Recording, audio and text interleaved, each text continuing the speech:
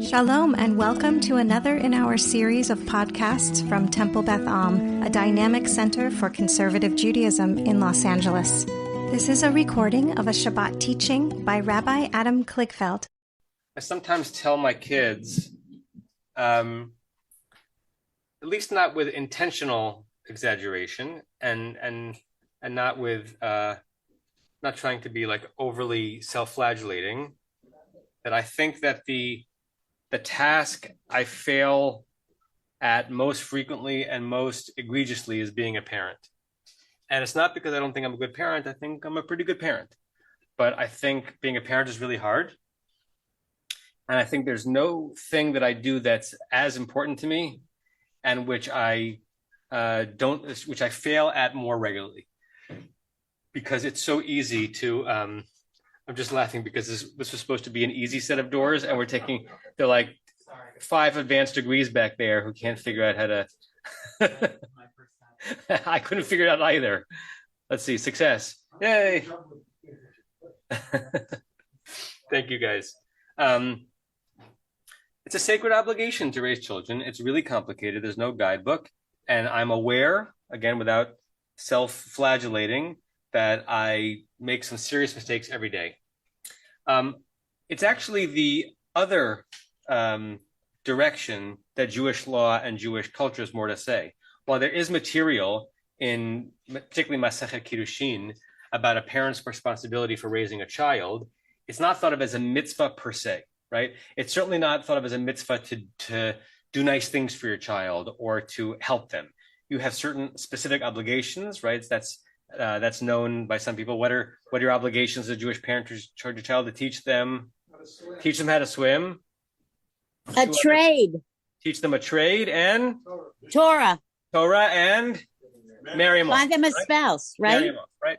That's your primary obligation. I realize that there isn't a microphone on the table, so let me bring one there so that if there's contributions, people can. Don't know how to swim, you're a total failure, or your children that aren't married is your fault. So that's the rabbis kind of creating categories, not quite out of thin air, but not linked to Torah verses. There are no Torah verses that describe like a specific mitzvah that you have towards your children besides Veshinantam levanecha. You should teach these words to your children. But in our parsha, even though your text sheet says Bishalach, that's a mistake. It's Parshat Yitro. Next week's parsha that David just read, we have the core verse from which we get the obligation to honor one's parents. And even the word honoring one's parents is interesting because we're translating the word kaved, and we often translate the word kaved as honor, and maybe it does mean honor, maybe it doesn't mean honor. It's clearly something significant that you owe your parents. I say in many contexts that kaved is from the same Hebrew word that means heavy. So whatever it is that you owe your parents, it's a heavy, serious thing. And I think I'm a pretty good son too, but I know I'm not a perfect one. And sometimes I go to the tradition to remind myself, what is it I actually owe my parents? Guess what? According to Judaism, it's not love, whatever that word means. I do love my parents. The Torah does not demand that I love my parents. The Torah does not expect that I have a certain emotional reaction to them. That's a very modern notion, that your obligations to someone might be emotional. I'm not against that, by the way. I'm a modern human being, and I think that my obligations to my children and my parents and my friends and my spouse do indeed involve emotions. That's a very modern, newfangled idea, and we can add that to some earlier biblical and rabbinic notions about what really a child's obligation is to his or her parents. So this is going to be a text study on exploring the multiple ways in which this notion of honoring one's parents has been understood throughout the centuries. Okay, the first source is the key source, the 5th commandment, depending on how you count them, of the 10 commandments. The first source on your page. Does anybody still need one? Joey? I have extras here.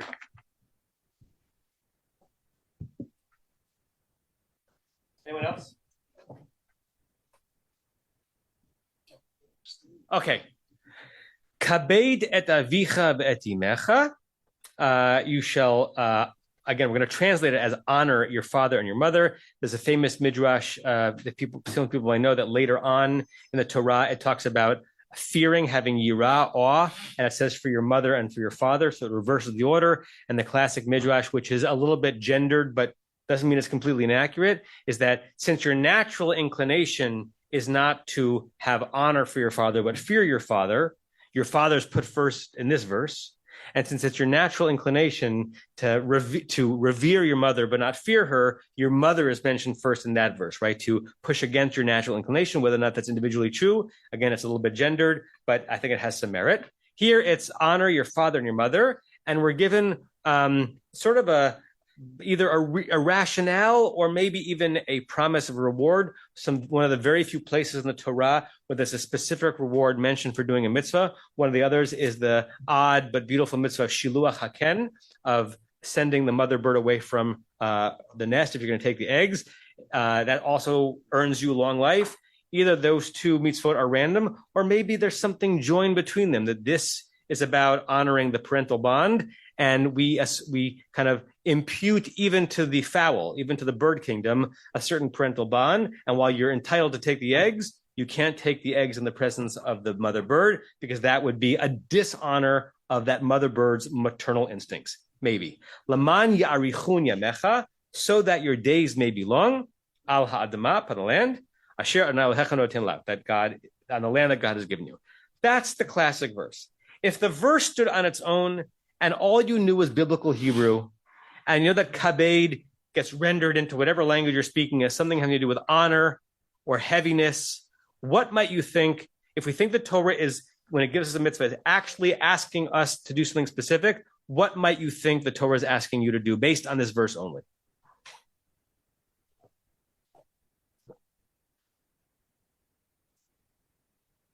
Alan? I'd say to make sure that you help support them in any way that you need. Okay, so maybe the honoring is, right, not the honor that you owe them as an 8-year-old or as a 12-year-old, but on the notion that if the world goes the way as it ought to, which is that they will get old and get infirm and frail before you do, that you owe a certain obligation to support them, kind of inverting the trajectory of care, right? You ever want to humble yourself? Think about what your parents did when you were an infant or a toddler, right? And until one is a parent, one doesn't really know it, right? And sometimes I look at my parents and I realize that I've forgotten what it must have been like for them to raise me, right? So when we have the opportunity to take care of their vulnerability, maybe that's the core notion of kibud. Rosa, you're going to say something? Sorry to catch you mid-swallow. It's okay. We'll come back to you. Someone else? What might this verse mean, Gary? If you can get the microphone, Tim, great. Yes. But I keep forgetting to ask them for more microphones. When you're honoring, when you're doing good you're doing good, you're setting the parents' names forward. If they're doing mitzvot and good things, that's an honoring for them. Great. So if the core purpose of Torah is to pass Torah on to the next generation, and if their obligation to you is v'shinantam lebenecha, to teach the words of Torah, maybe kvod is living a life of Torah such that their teaching to you lives on. Is that what you were suggesting, Gary? Lovely. Rosa? No, I was going to say this is assuming that your mother and father are necessarily worthy of being honored. So what Rosa's offering, and this is indeed taken care of in Jewish law, this is an assumption. Well, let's raise that as a question. Does the obligation to honor your parents obligate you whether or not your parents are deserving of honor? And one might say, whose parents are not deserving of honor? And the answer is some people, right? Some people are children of abusive parents. Where this is mostly given treatment, Rosa, in Jewish law, is not in the fleshing out of the responsibility of honoring one's parents, but in the fleshing out of the obligations of being a mourner, an avilut. There's a lot of material written saying, to what extent does a child have an obligation to be an avel or an avela, a formal mourner for an abusive, cruel parent, right? Do you say Kaddish for a cruel parent? Do you tear your garment for the death of a cruel parent? Some people terribly have cruel parents whose lives, who made their children's lives miserable, right? It's a real question. I remember when I sat in the law committee for the conservative movement, there was an intriguing suggestion about how to handle, an intriguing counterintuitive question about how to handle avelut, mourning for a cruel parent. And because the question was, do you have to say Kaddish for the same amount of time? Some of you may know that did anyone know the rationale for why we say Kaddish for 11 months for a parent? Alan? It's to have the neshama have an aliyah, to have the soul of the parent be accepted. Right. And why 11 months? Because it's the 1 year. You don't want to do it for the full year because you think that they're so bad that was going to be the issue. So it's 1 month less than that. Right. So if part of saying Kaddish is contributing to the ascent of the soul and the soul's court case in the heavenly court, right? Your Kaddish is part of the testimony that's brought into the court case. And there's a notion that says the longest court case in heaven for the most, dastardly of a person is 12 months. It's never more than 12 months. So don't say Kaddish for 12 months. Say Kaddish for 11 months to suggest my parent's case is not going to be that hard because my parent was a righteous person. The case will be over soon. So the ingenious suggestion was for a cruel parent, say it for 12 months, right? That extra month suggesting that I suffered while my parent was alive. I want my parent's soul not to be tortured in the world to come, as it were. So I'm going to be a witness for a month longer. It was never put into practice, but I thought it was an ingenious way of using the material. Joe, you were going to say something? Yes. In fact, in the Lev Shalem, there's actually a meditation in memory of a hurtful parent on the left side, page 335 in Yizkor. Thank you. So I knew that and forgot that. So if people want to look at their own time on 335 on the left side, is that right? Yeah, the left margin, the very left side. Thank you for that, Joey. You're welcome. Okay. When we're trying to figure out what an obligation is in the Bible, the rabbinic craft is to connect words in one context with another context and then learn from B back into A. Okay. So, and in our case in Exodus, the verb kabed is given, but no specifics and no context. So either we do or we don't know what the word means, but there's no way of linking it to a specific act besides this amorphous notion of kabed. So look at the book of Proverbs. Now, this is not Torah, but this is Tanakh. And the book of Proverbs is not law. It's wisdom literature, right? It's kind of talking about sort of the way we're supposed to be, but it's not understood as the basis of law. Still, the rabbis look for connections. Same verb, kabed, except the object here is not a parent, kabed et Adonai. But it gives us a hint. Kabed Adonai, have honor for God. Great. How? Me honcha, from your hon. Hon is wealth. Lucre, finances, right? Ume reshit, and from the best of kol tfuarcha, all of your income, right? This goes back to biblical rules saying that you have to give, from the best of your crops when you're offering a sacrifice to God. So according to Proverbs, again, it's not halachic language; it's more wisdom literature. What is at least one way of offering kibud? By spending, right? Who said this? Like supporting by supporting. So if we translate that from the God context to the human context, what might kabed et avicha v'rimecha mean? If kabed has to do with spending money, what might it mean to say that that's your obligation to your mother and your father? Support them economically, right? And again, that's an inversion of how your life began. Your life, every one of us on some level began with the notion of our parents contributing to our subsistence, right? It's almost as if the first time you have an opportunity to fulfill this mitzvah is when your parents are needier than you. Interesting way of thinking about it. The first time you have an obligation, you have an ability to fulfill this mitzvah, if we learn from Mishlei, is when they lack and you have and you support them. And that raises an even more interesting point, right? Some people are blessed to have worked hard and accumulated a certain amount of wealth, and they bequeath to the next generation, which means some parents die. They don't have to be fabulously wealthy, but not impoverished, not needing their children's financial support, which means some children, according to this definition, might live their entire lives without ever really having the opportunity to observe kibud av v'em because their parents never need anything financial from them. It's not just giving them a nice present, right, on their birthdays. Interesting way of thinking about it. And if you look at source 3, this is Tractate Kiddushin, page 30, and it uses the verse that we just read before. Tanu Rabbanan, the sages taught, Nemar, it says in our context in the book of Exodus, Kabed et avicha v'rimecha, v'nemar, and it says in another context, the one we just read, the same root, Kabed et Adonai mehoncha, and then the Talmud says, Hishva hakatuv kibud av.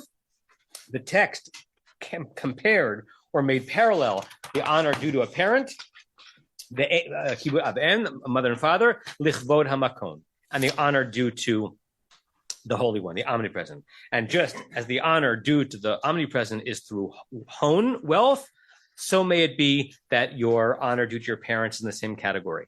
The second half of that just says that later on, when the Torah says that you're not only supposed to honor your parents, but have awe for them or fear for them, there's another place where the same obligation is compared to your relationship to God. So what we're supposed to do for God is supposed to be similar to what we do for our parents, which brings us to a really interesting exit off the highway, and then we'll get back onto the highway.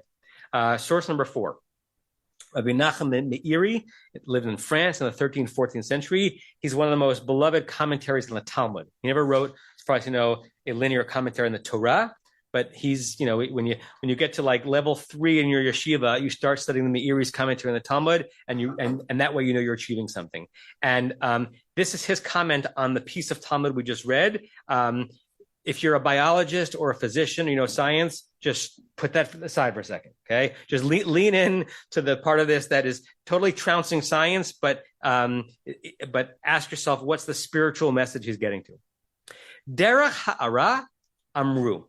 As a way of explaining this notion of comparing your relationship to your parents with your relationship to God, they said, Shlosha shutafim yesh ba'adam. There are 3 partners in the creation of every human being. Aviv, ve'imo, ve'akadosh baruch hu. His father and his mother and the Holy One. Now you could say that line and it can mean a lot of things. It can mean spiritually, like your parents give you, raise you spiritually, and hopefully the Holy One is deep in your heart spiritually. But the Meiri is talking about something physiological, even though he was not a physician. Upershuha b'masechet Nida. They explain this out in Tractate Nida, and brace yourself. Aviv mazria loven. The father contributes something white. Shemimenu, what comes from the white part of the man's contribution to creating a fetus? All the white or whitish parts of the body. Obviously, this isn't true. Lean into it.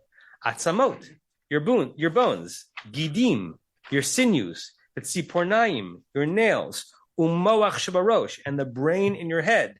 Veloven sheba'ayin, and the white part of your eye. Right? It's as if Meiri, I don't think, by the way, Meiri thought this happened biologically, right? I think science was advanced enough even back then, but he's saying a human being has white stuff and red stuff. Okay, the white stuff comes from the white contribution to the fetus, and the red stuff, imo mizra'at odem, the mother bequeaths or literally seeds the red stuff, shemimenu, or skin, uvasar, the flesh, vidam, blood, the se'ar. Interesting that I don't know, maybe there were a lot of redheaded Jews back in France in the 13th century, or maybe the fact that most Jews' hair is darkish, so it's closer to red than to white. The shachor shab'ayin, right, the iris of the eye, the part of the eye that's dark. So if the mother has contributed the red stuff and the father has contributed the white stuff for obvious reasons, right? What has the Holy One contributed? Hakadosh Baruch Hu, I love this section. Notein bo ruach, the spirit has no color. Uneshama, breath, which has no color. Uklaster panim, the particular way that the face looks, right? We actually know genetically that it's exactly not the case, right? The face looks like halfway between your mother's genes and your father's genes, but in a 13th century commentary on the Torah, that's the part of you that is divine-ish. Ri'iyat ayin, not what your eye looks like, but the fact that you can see from your eyes. Wonderful idea. Like your mother's contributed to your father's contributed to your eyeball, your father's contributed the dark part, but what made that organ be able to see? It's got to be God. Ushmiat ozen, and the fact that your ear can hear. Again, doctors have a different explanation of it, but a spiritual explanation of it, it's got to be God. And by the way, pull back a second. It's pretty remarkable that our organs do what they're supposed to do. Sometimes I actually get lost in my head when I think about what actually vision is, right? Like we assume, I'm going to go on a tangent off a tangent. We assume that what we see with our eyes is what actually the world is. But that just can't be the case because other animals, their experience of vision is entirely different. And they're also convinced, like a fish that has an eye over here and eye over there is convinced in its own way that what it's seeing is what the world is. But what it's seeing is very, very different than what we're seeing. So I've convinced myself that my seeing you right now is exactly what it actually is in an essential way. I don't know if that's the case, right? So the fact that our eyes can do that, and tell our brains that, according to the Meiri, that's God. Dibur sfatayim. Yeah, the fact that we have red lips and red tongue and white teeth might be from the male and female contribution to the fetus. But the fact that that can produce speech, that's God. Vehiluch raglayim, and the movement of our legs, de'ah, knowledge, bina, discernment, the haskel, wisdom. It's a medieval way of saying how does consciousness get formed? And by the way, that's still boggling the mind of the greatest 21st century neuroscientists. I listen to podcast after podcast after podcast by Sam Harris, trying to figure out what is consciousness. We all experience it. We have no idea what it is, where it started from.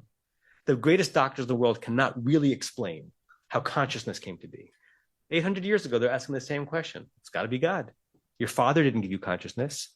Your father gave you bones. Your mother gave you flesh. God gave you consciousness. Okay, back onto the highway. I came across that text. I wanted to bring it. Back to notion of kibud avim.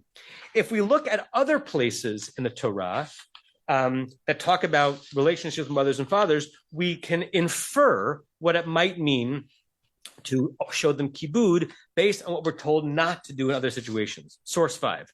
Umekalel aviv ve'imo mot yumad. If you curse your father and your mother, you will surely die. Okay? So if cursing a parent brings upon the death penalty, then it might be that cursing, is the inverse, is the antithesis of what we're supposed to be doing. So if cursing is the antithesis of what we're supposed to be doing, then by inference, what is it that we are supposed to be doing? Praising, blessing, raising the reputation of it. It's very different than offering financial support. But that seems to be you could reasonably infer that. By the way, just a little interesting etymological game. Remember I said that kavod, honor, is from the word that means kaved, which means heavy.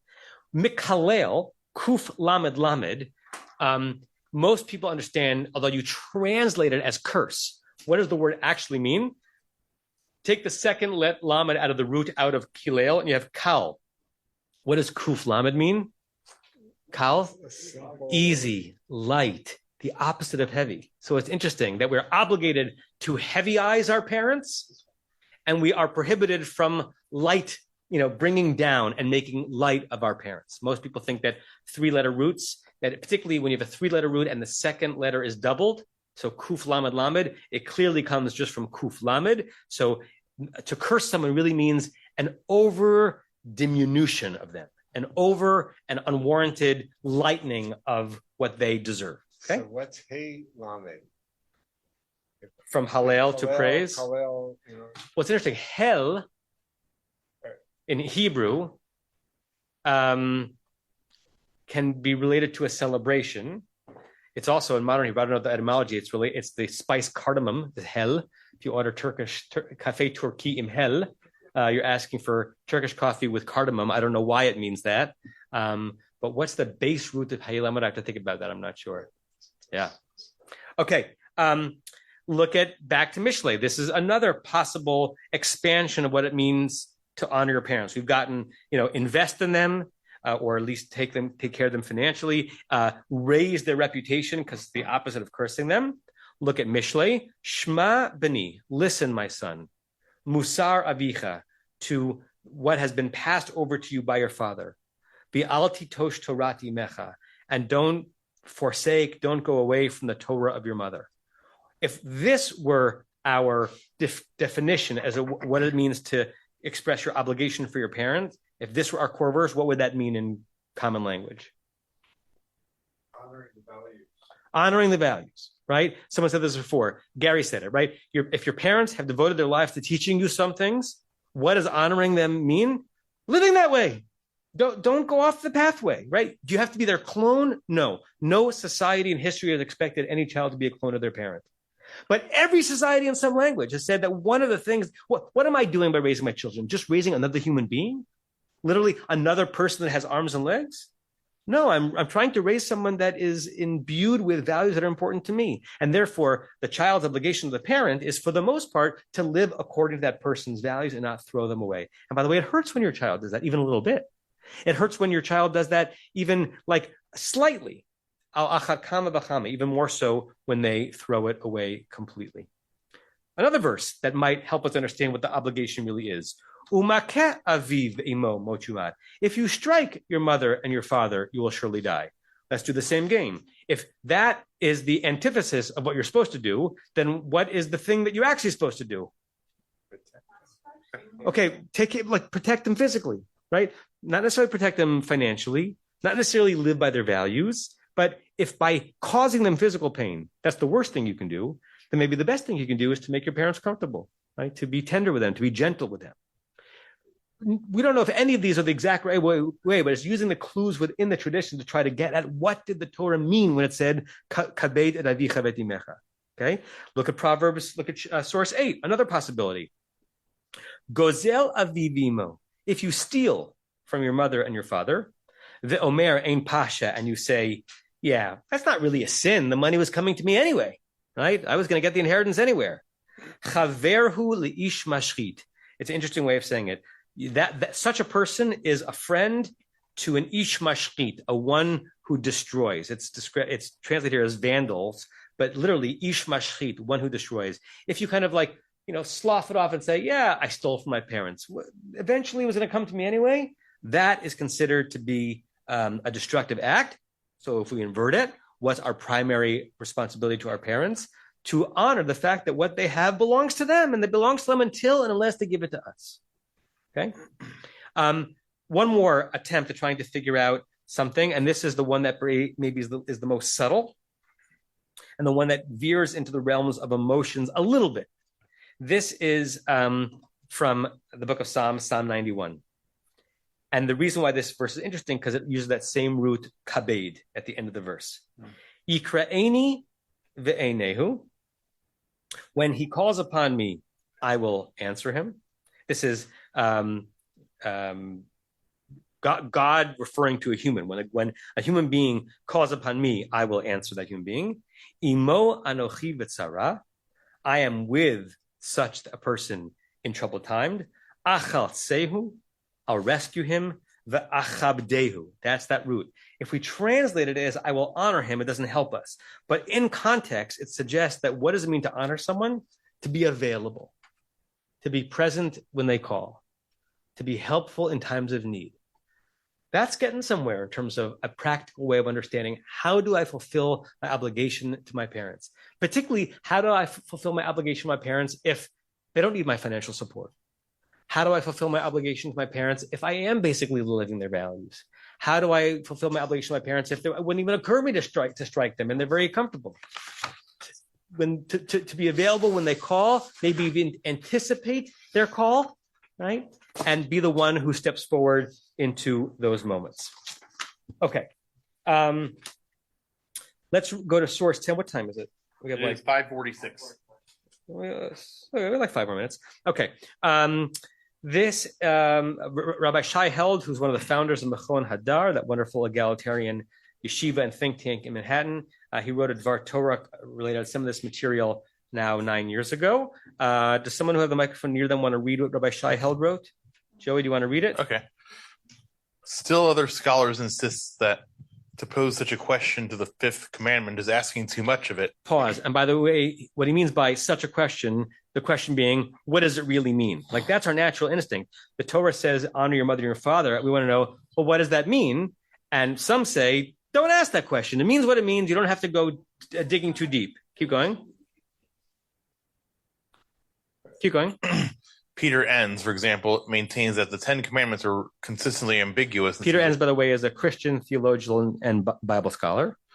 And suggests that this is not just the case for us, but for the ancient Israelites themselves. Meaning it's not just that when we read these verses, we say, gosh, we moderns have lost the string. And maybe the ancients knew what the Torah meant when it said, honor your mother and your father, but we don't know what it means.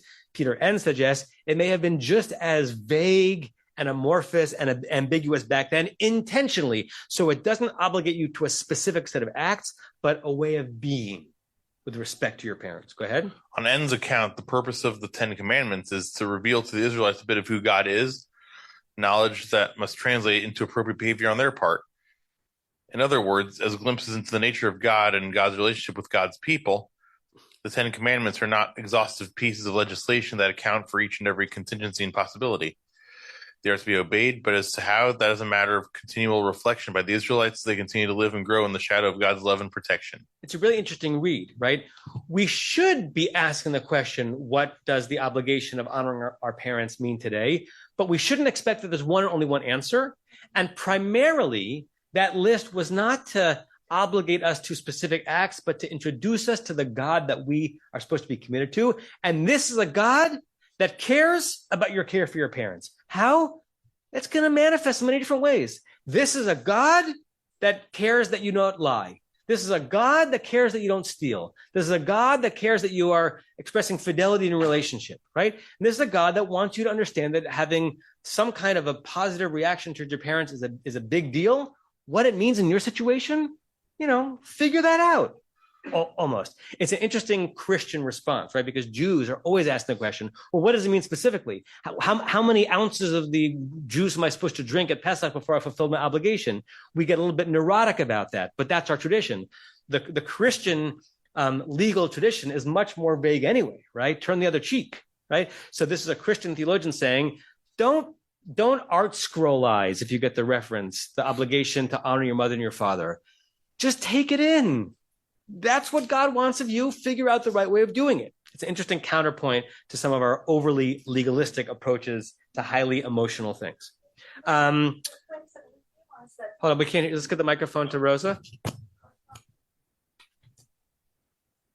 A lot of situations don't fall in nice, neat, little clean packages. I mean, how many of us have had? I'm listening. Yeah. We make this phone call to ask a vendor some kind of a question, some business that we're dealing with, some kind of a question, and artificial intelligence comes on. You get these recordings, and you're supposed to have a question that's in a nice, neat little category, and you're supposed to 1, 2, 3, 4, 5.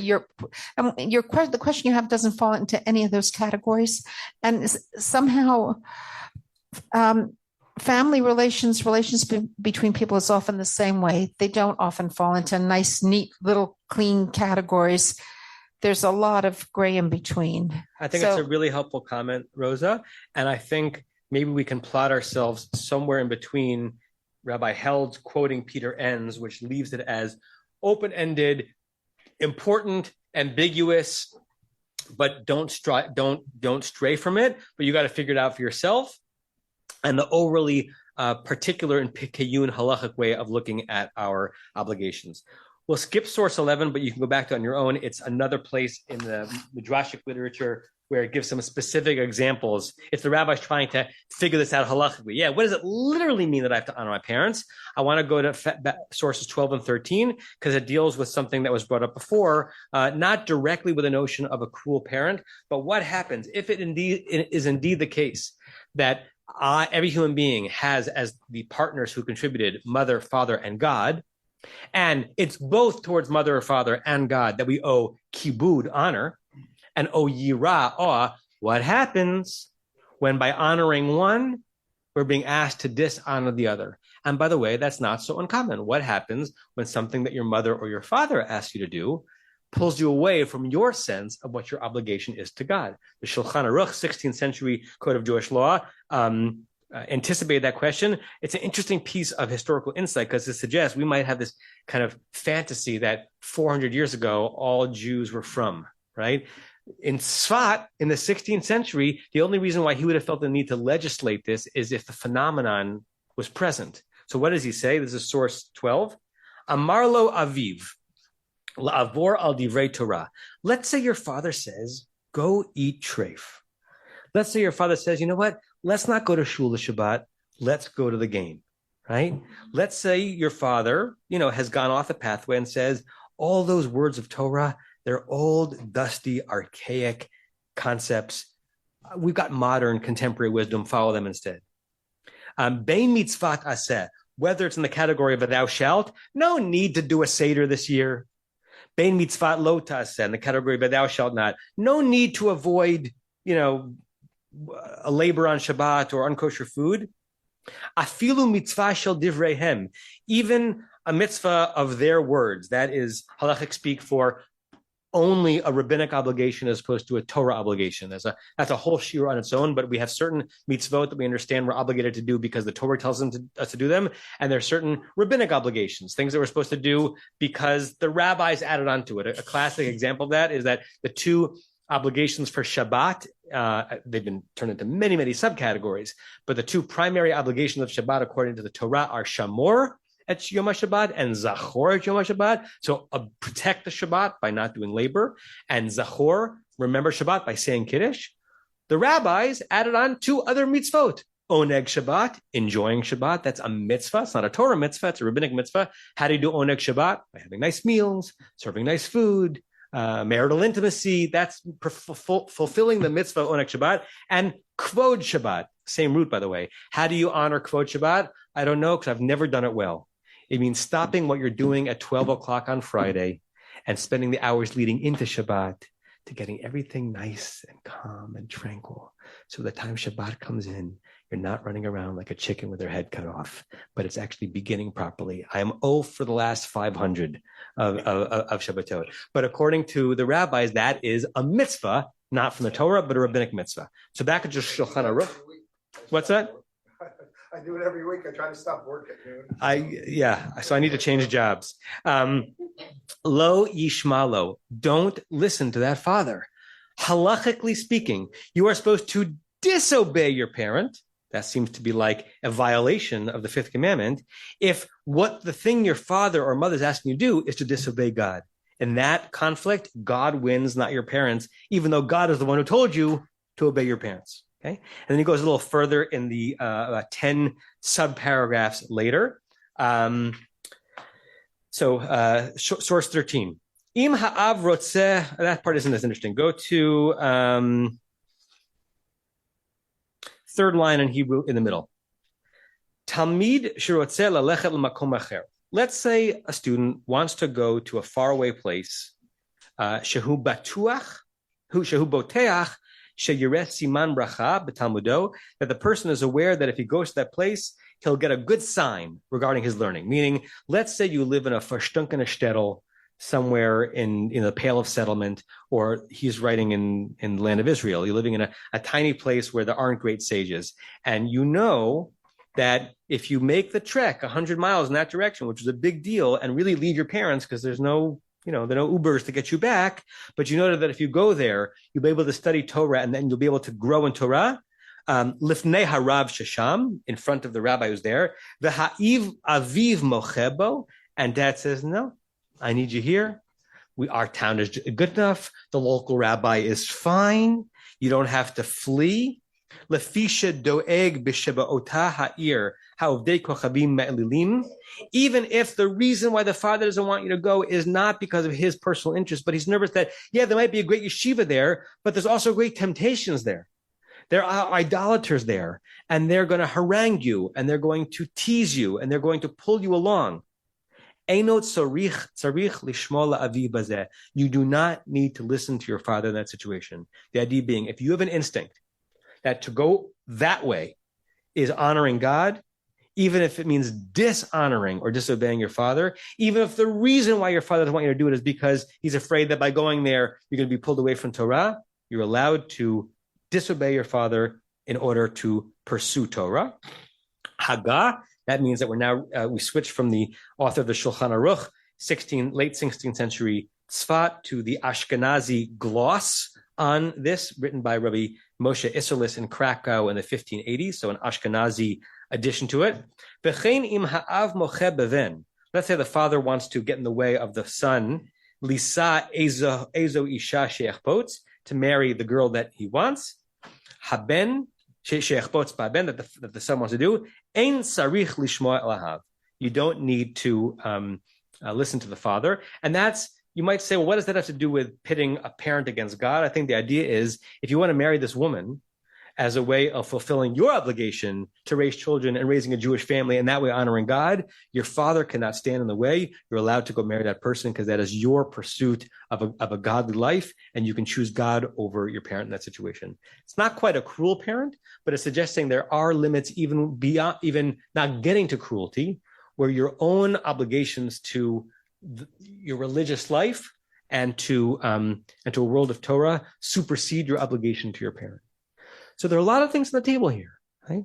Support them financially, make them comfortable, burnish their reputation, live by the values that they gave you, be emotionally available to them when they ask of you or even before they ask of you. And you can add in 50 others, plus the one in source 11 that we didn't read, and know, and hopefully none of us have or had parents that fell into that category. There are moments when on your own pathway to a life of goodness and a life of Torah, it might be that your parents want to do A, will want you to do A, you want to do B. The reason you want to do B is because you want to live a life of Torah. And in that situation, Jewish law might actually stand on your side and ask you to dismiss what your parents are asking you to do. Those are all the sources. Comments, thoughts, reactions before we close up. Some of us are actually more religious than our parents were. Some of us, my parents didn't go to shul. I mean, they identified as being Jewish, but they didn't go to shul.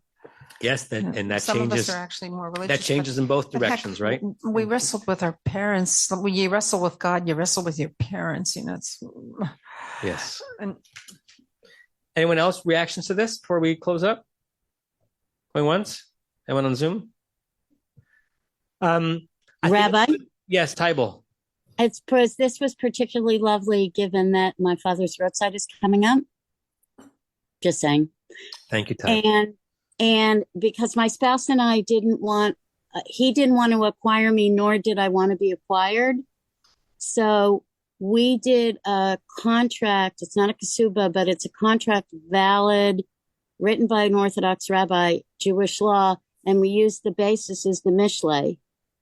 Part of the basis was the Mishlei, because it says the mother's Torah, which is so unusual. Got it.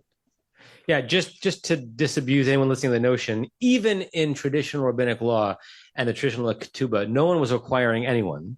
They were acquiring something. It wasn't the person. They were acquiring fidelity, right? Exclusive intimate rights. And I say that to every couple that I marry, because I usually use the traditional ketubah. It's a misnomer to say that in a traditional ketubah, the man was acquiring the woman. He wasn't acquiring her. He was acquiring exclusive access to intimacy, which is what, frankly, marriage always has been. But I understand the urge to even move away from that as a standard for what marriage should be. Listen, this is a good exercise in general. We have lots of obligations that in their core verses are clearly important but vague. We've got lots of material where the rabbis go down to 100, 1,000, 10,000 details about what we're supposed to do, such that if we don't do all of them, we feel like a failure. The sweet spot, I think, is somewhere in the middle, where we recognize that if we want to do right by the Torah's requiring of us and encouraging us to take certain things seriously, it makes sense to try to translate those into specific responsibilities, actions, and activities. And ultimately, there's going to be some way in which the specificity of that will be dependent on us, the situation that we fall into, who happen to be our parents, and what value is pitted against what value at any given time, because things are never as clean as they might seem in the old books. Shabbat Shalom, and here's to all the great parents who produce all the great people in this room and on Zoom. You have been listening to another in our series of podcasts from Temple Beth Am, a dynamic center for conservative Judaism in Los Angeles. If you enjoy these podcasts, we invite you to write a review on the Apple Podcast site or wherever you get your podcasts. For more information about Temple Beth Am Los Angeles, go to tbala.org.